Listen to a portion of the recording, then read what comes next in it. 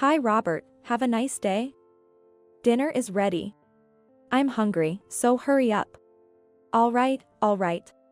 This has been the typical conversation between me and my husband for decades. My name is Joyce. I'm a 59-year-old homemaker. I make sure to have dinner prepared by the time my husband comes home from work. Since it's uncertain what time he'll come home, so I have to be prepared. Hey, give me tea. When he asks, I just respond with all right, and get the tea ready. After nearly 40 years of this routine, it's just normal for me. I met my husband, who was my boss at the time, right after I graduated high school and started working. I'm the youngest of 4 siblings, with 3 older brothers, and wanted to marry early to ease my elderly parents' worries. Given that my job as an administrative assistant wasn't a good fit and I lacked higher education, the path of marrying and resigning seemed perfect for me. When my marriage was arranged, my parents were overjoyed to tears. Not long after our daughter was born, my parents decided to move into a care facility and passed the family home down to me. I was worried my proud husband would object to moving into my family home, but he agreed, considering it better than renting. And we moved in after some renovations. Although my husband hardly did any housework or childcare, we were able to raise our daughter comfortably until adulthood. So, I felt it was only natural to devote myself to him. That was until I stumbled upon something. After our daughter married and moved out, it was just my husband and me at home. Concerned about us, our daughter, who lives nearby, often visits. My daughter is still working, saying she'll continue until they have children. In our time, quitting your job upon marriage was the norm, but it seems different now. When I mentioned how amazing it is that she's doing all household chores while working just as before, she looked puzzled. What are you talking about? We share the chores. It turns out her husband, who had lived on his own, is capable of cleaning, laundry, and cooking. Though I knew he was competent at work, and he can even do household chores. He is nothing like Dad, she said with a laugh. It seems that both her husband and his father are quite good at doing household chores. Indeed, it's quite different from our household. I was shocked because I had always thought it was normal for husbands not to do household chores. By the way, Mom, I have a favor to ask. She mentioned knowing someone who runs a housekeeping service that's looking to expand and needs more staff. Why don't you give it a try? The suggestion took me by surprise. I have almost no work experience. I've never worked since getting married. The thought of starting work at my age seemed daunting, but learning that many others like me were employed there piqued my interest. I'll go and find out more about it next time, she said as she left. As my daughter left, my husband came home. I told him about her visit and the housekeeping job offer, to which he scoffed, "You working? That's ridiculous." Then, as if remembering something, he added, "Joyce, I have a business trip the day after tomorrow. Have my stuff ready." Another trip? You've been having a lot of those lately. Can't help it, it's part of the job. In recent years, my husband's business trips have become more frequent. Back in the day, there were absolutely no business trips, but now he says he has to go on one every month. Of course, I'm the one who has to prepare for the trips. I did prepare for this trip as well, but the weather has been so bad lately that the laundry hasn't dried. So I was thinking of adding an extra dress shirt later and then forgot about it. This has never happened before. I wonder if it's because I'm getting older, but I can't let my husband be embarrassed. So thinking there's still time to fix it, I called him after he left the house. I rang my husband's cell phone several times and sent emails, but there's no response. Then, I realized that he had left his cell phone in the bedroom. My husband isn't very interested in his cell phone and sometimes forgets it when he goes to work. It seems like he hardly has any trouble at work since he doesn't go out much, but it might be different for a business trip. In a panic, I called his office. It was one of his subordinates who answered the phone. I told them that he had forgotten something for his trip and wanted to get in touch, and they said, "On a business trip? Please hold on a moment." Which I found odd. That was his direct subordinate, but they don't know about the boss's business trip? Then they said, "Sorry." He went straight to the destination without stopping by the office. I tried to ask about his business trip destination and companions, but they couldn't tell me. They mentioned something about company confidentiality and agreed to pass on the message about the forgotten item instead. After a while, I heard a car stop outside, and the doorbell rang. It seems he came back home because the office contacted him. I apologized and handed him the dress shirt and cell phone. As I saw him off outside, I made brief eye contact with the woman driving the car and greeted her, but she ignored me. I felt bad about her attitude as I watched my husband get into the car. He returned home 2 days later in the evening. As soon as he got back, he said, "I'll eat, but I hadn't finished cooking yet."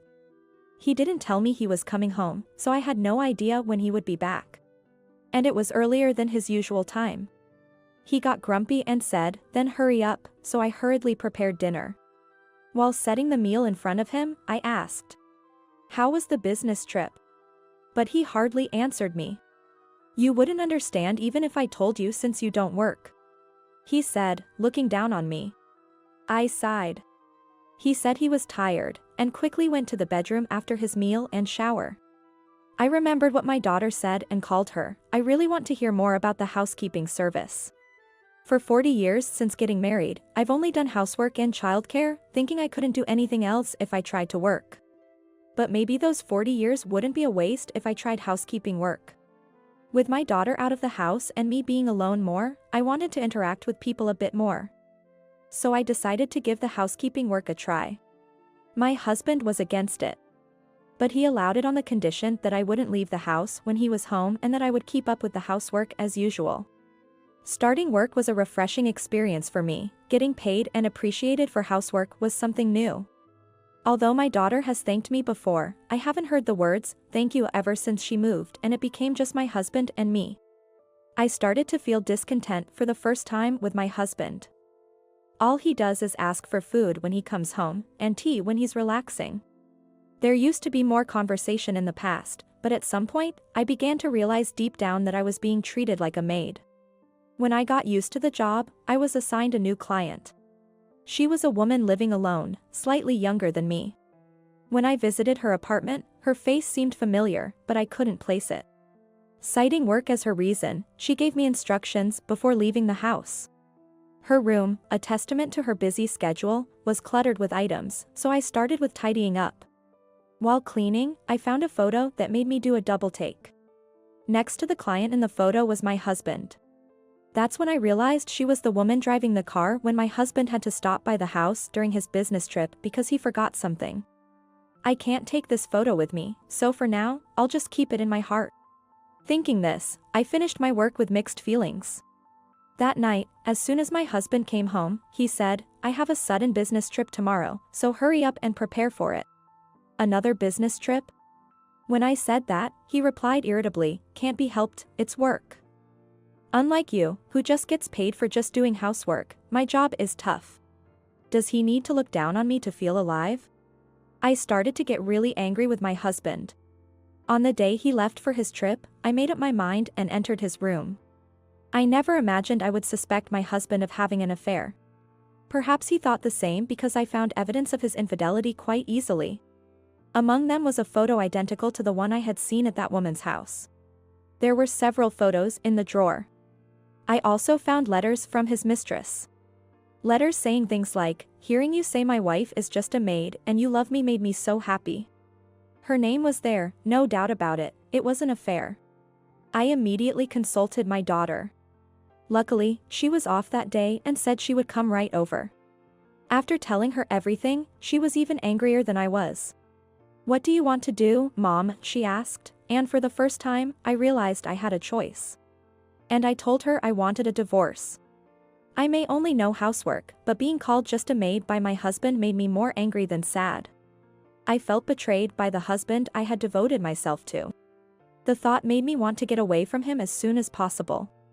My daughter said I could leave and stay with her, but I didn't want to involve her husband, and above all, this house is mine. I didn't want to leave my husband in it. But thinking leaving would hasten the divorce, I started preparing to move out and rent an apartment. My daughter found a lawyer, and I started the process of divorcing in earnest. A week later, after consulting with the lawyer and gathering evidence, I wrote the divorce papers. I confronted my husband when he came home. "I want a divorce." He snorted. What's this all of a sudden? What are you going to do after we divorce? Do you think you can live on your own without ever having worked properly? His words infuriated me, and I opened my mouth, trying not to cry. Even so, it's better than living with someone who's cheating. He laughed. Cheating? What are you talking about? That's not cheating. She's my lover, meaning she's the main one, and you're just the maid. It's a pity you didn't realize this for over 10 years. If you hadn't noticed, you could have lived without any trouble as a maid in this house. What a shame. He didn't even deny the affair. Was he really such a terrible person? When I handed him the divorce papers, he snatched them without hesitation, signed them, and thrust them back at me. I'm ready to divorce anytime. I'll give you until tomorrow. If you're divorcing, leave this house. With that, he went to shower. The next day, for the first time in decades, I broke my routine. I didn't prepare my husband's breakfast or lunch, nor did I wake him up, and left the house early in the morning. He usually wakes up at 7 a.m. I left the house before then and went to a nearby diner. How refreshing it is. I had breakfast at a nearly empty diner. To me, the scene felt extraordinary and somehow charming. After a while, I noticed several missed calls on my phone. They were from my husband. He usually calls since he's not fond of emailing. I figured answering would only lead to being berated. I ignored the calls and turned off my phone. After leisurely spending some time at the diner, I headed to the city court and proceeded to file the divorce as soon as it opened. While my husband was at work, I decided to go home and pack. But when I got there, he was still at home. Where have you been? It's your fault I'm late. I can't go to work like this, so I called in sick, saying I'm going to the doctor. Well, someone who's never woken up by themselves wouldn't manage to wake up on time.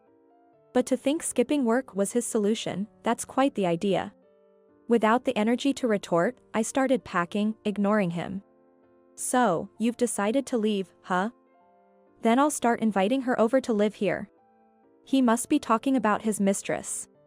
Is he planning to kick me out and live here with her? Hearing that snapped my patience. So you've been belittling me all this time. I've already consulted a lawyer. Be prepared, because I'm going to demand a fair settlement. He laughed again at that. A lawyer? I can hire a competent one easily. You stand no chance. Frustrated at being treated like a fool, I was about to snap back. At that moment, my husband suddenly clutched his stomach and crouched down. It seemed genuine. For a moment, I thought of leaving him there, but walking away might disadvantage me somehow. Seeing him in severe pain, I called an ambulance. The paramedics arrived quickly and took care of everything. I answered the questions and watched over him. My husband ended up being taken to the hospital. When the paramedics looked at me and said, "Ma'am, please get ready," I firmly replied, "He's a stranger to me now, I can't do that." The paramedic looked puzzled but seemed to understand and left without me. My husband's face at that moment was pitifully amusing. After contacting my daughter, she agreed to go to the hospital on my behalf. It seems my husband will be hospitalized for a while. I only heard that his life wasn't in danger and didn't inquire further. After all, he's a stranger to me now. I don't want any misplaced sentimentality. My daughter understood when I explained. While continuing to pack, I stumbled upon another photo of my husband and his mistress. Incredibly, it was also placed inside a drawer in the living room. Inside, I found our wedding rings as well, and although I'm not sure if he intentionally put them there, the fact that I hadn't noticed until now made me question myself. At that moment, anger surged within me once again. Though I thought about leaving this house for good, I was determined not to let it end just by me walking out. Seeing my husband absent, I seized the opportunity to act. I stored all of his belongings in a rental storage unit. Half a month later, as I was starting my new life in a new apartment and checked my phone after work, I saw a long list of missed calls from my husband. Just as I was nearly dropping my phone in shock, another call came through. Reluctantly, I pressed the answer button. "Hey, where are you? Why can't I get into the house?" His voice came through. It seemed he had been discharged from the hospital and returned home. I couldn't help but laugh. Congratulations on your discharge.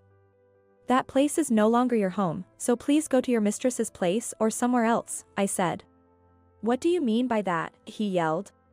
But I stood my ground. I sold the house. You seem to be misunderstanding, but the house was in my name. I have every right to do what I want with my property.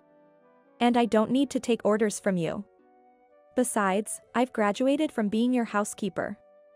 We're already divorced, so from now on, do as you please, I firmly stated. Divorced. Had he forgotten about signing the divorce papers about half a month ago?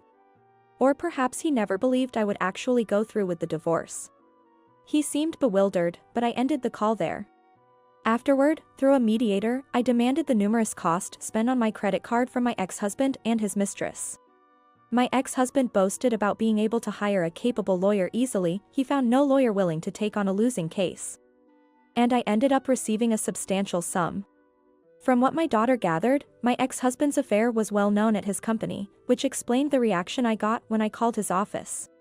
It was likely not business trips he was on, but vacations with his mistress. However, once we divorced, he became the laughingstock of his company for having his wife leave him and his house sold. Colleagues and subordinates can be so heartless. He then turned to his mistress, but when she heard of the debts, she abandoned him, saying this was not what she signed up for. It's astonishing how someone who interfered with another's marriage could say such a thing. My daughter couldn't forgive her father for his infidelity and has since ceased all contact with him. His pride must be hurt, being mocked at work, and he might not be able to stay at that company anymore. Even though we live in the same area, I haven't run into him, so he might have moved back to his hometown. I used to think I was powerless, but now that household chores have become my job, I realize my past experiences weren't in vain. And I'm living a fulfilling life.